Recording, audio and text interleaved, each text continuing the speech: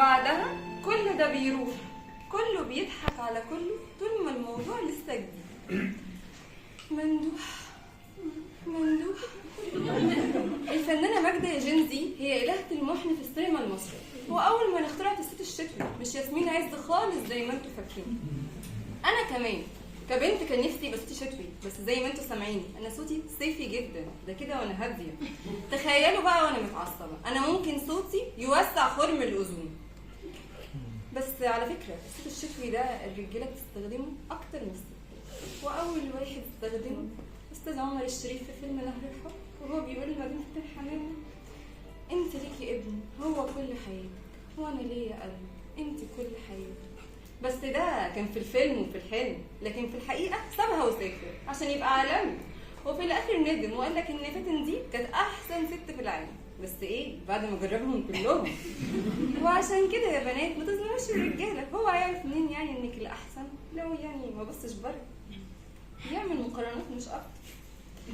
أنا كمان والله نفسي في قصة حب تبتدي بصوت أستاذ مروان خوري الشتوي جدا، وهو بيغني كل القصايد من حال عينيكي من دفى إيديكي كتبت وقفت. بس أنا حضرت قصص حب أصحابي وجوازاتهم اللي انتهت بقى يا بنت القلب يا بنت الحب يا بنت الشوق يا بنت 60. وعشان كده انا موضوع الحب ده بتأنى فيه جدا، وكل فالنتاين وانا معديه بلاقي الناس قاعده ومشبكه ايديهم وبقول اكيد كان الحب بيدفي. بس طلع ان ده تدريب احماء كده من الرجاله، اللي هو انت لو نزلتي في الجو ده معايا فانت تستحملي السقعه وتغسلي مواعين في طوبه اللي بتخلي الصبيه كركوبه، وانا هبقى قاعد بدفي ايدي تحت البطانيه بكوبايه القهوه او بالشات مع واحده تانيه. وكل مره في الفالنتاين بفضل قاعده واقول مع ان مفيش اكله معينه ولا ده اصلا طقس، بس ماما واخواتي بيعملوني زي ما الشيعة بالظبط بيتعاملوا مع عاشور، يفضلوا واقفين على البيت يبصوا عليا مع اني امبارح كنت لسه موجوده وبكره برضه هبقى موجوده عادي جدا. هيحصل لي ايه في الفالنتاين؟ مفيش اي حد في حياتي. بيقفوا على الباب بيقعدوا يلطموا على وشه ويعيطوا، وممكن برضه ماما ضحكتني بالشبشب وبتجيب لي ايه دارك شوكولاته سودا يعني زي قعدتي. يعني انا ماليش نفس ان انا اتحب، والله العظيم انا نفسي اتحب نفسي جدا، بس ما نفسيش ابدا ابقى كراش وبعدين اكس. انا نفسي يبقى اسمي شتوي وبعدين سيفي على تليفون جوزي وحتى وهو بيناديني يعني واحنا بنحب بعض لحد الجواز يقول لي ماي لاف حبيبتي، واول ما نتجوز ابقى المدام كده او الجماعه خبط لزق اللي هو لا الحب خلص مفيش اصلا الحمد لله حب ولا حب.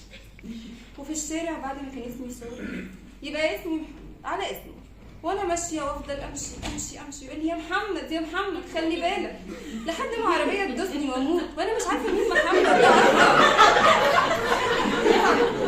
هو بينادي على محمد وقال لي مش عارفه بجد انا ما كانش اسمي محمد قبل كده. وقال يعني لما اموت هتطلع شهاده الوفاه باسمي محمد. قال ايه عشان عيب يعني بيقول اسمي. مش عارفه ليه اصحابي بيستغربوا جدا اني برفض عرسان اسمهم سمير او حامد.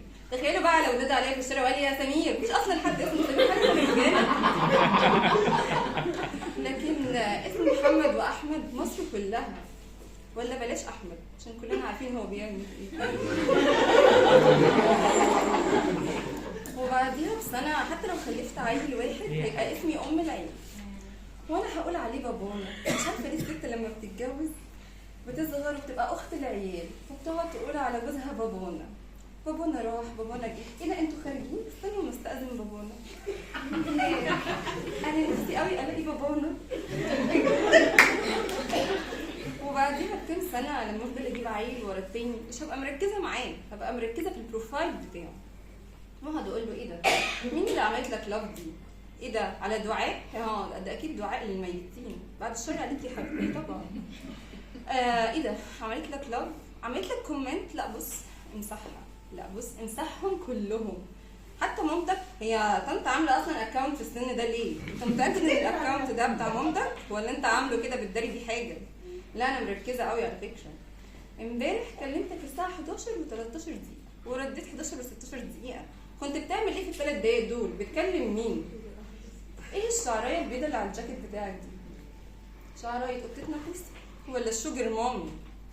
وهفضل كده في مشاكل معاه وادخله مدن الاحزان على راي كاظم لحد ما نوصل لاحسن مرحله البيت بيكلمني. ودي بقى المرحله اللي بيكون انتهى فيها الحب تماما الحمد لله، وبقى شايفني بيت جماد بيتكلم. ويا اما انا خلاص الحمد لله ربنا وفقني وجبت له هلاوس سمعيه وبصريه وبقى بيشوف ان البيت بيتكلم. في الحالتين انا هبقى مبسوطه جدا لانه مش هيبص بره، ممكن ما يبصش جوه مش مشكله، بس المهم ما يبصش بره. انا للاسف ما بوصلش حتى لمرحله صاحبتي سعاد اللي لما اتخطبت كده قالت لي يا ساره انا عمري ما اتحبيت قبل كده لا منكم ولا من اهلي. ليه يا سعاد؟ انا خطيبي بيدلعني وبيقول لي يا توتي احلى دلع في الدنيا. انتوا ليه ما حدش فكر قبل كده يسميني توتي؟ وبصراحه عمري ما سعاد يبقى دلعها توتي، بس هي كانت شايفه ان ده احلى دلع. انا كمان لما جالي علاء حبيبي كنت شايفه ان علاء الدين اللي هياخدني على البساط السحري ونروح كل مكان في الدنيا مع بعض. وهو قال لي ساره انا هخليكي ملكه، انت عمرك شفتي ملكه بتصرف فلوس؟ والشهاده لله انا عمري ما شفت ملكه بتصرف فلوس، وعشان كده هو خد كارت المرتب بتاعي. بقى بيصرف منه هو، ما هو مش ملك بقى. الحقيقه هو كان معوضني، كان دايما يقول لي ساره انت كلتي؟ وانا اقول له يا علي يا بجد انا ازاي ربنا عوضني بهيرو زيك، لو ما كنتش قلت لي كلتي كان زماني ميته من الجوع، ولو ما كنتش قلت لي روحتي كان زماني بايته في الشارع. بس للاسف مش عارفه ليه قصه الحب دي ما كملتش ولا اي قصه حب، ولا عمري وصلت لمرحله سيف ذا ديت اللي البنات بتكتبها على الفيسبوك وكانها هتبقى السيده الاولى، وهي اصلا بتتجوز واحد بيخليها تكمل الشهر بالزق. انا نفسي جدا في واحد فعلا يقول لي زي ما اصحابي وجوازاتهم قالوا لهم انا هوديكم مكان عمر ما حد وداكم، مكان جديد عليه. الاقي صاحبتي جوزها قال لها كده وفعلا وداها مكان جديد، محكمه الاسره. اما بقى صاحبتي رانيا فجوزها وداها برضه مكان اجدد، محكمه الجنايات، بس هي طلعت ناصحه وودته الاول مكان جديد عليه، المشرحه. ويا عيني يا عيني يا عيني على الولد.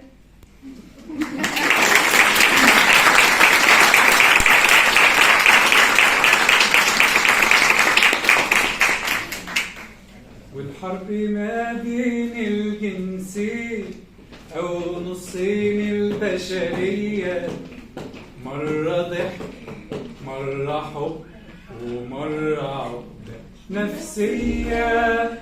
والحرب ما بين الجنسين أو نصين البشرية، مرة ضحك مرة حب ومرة عقدة نفسية. والكرة الأرضية دي نص هو ونص هي، هو وهي هو وهي هو وهي.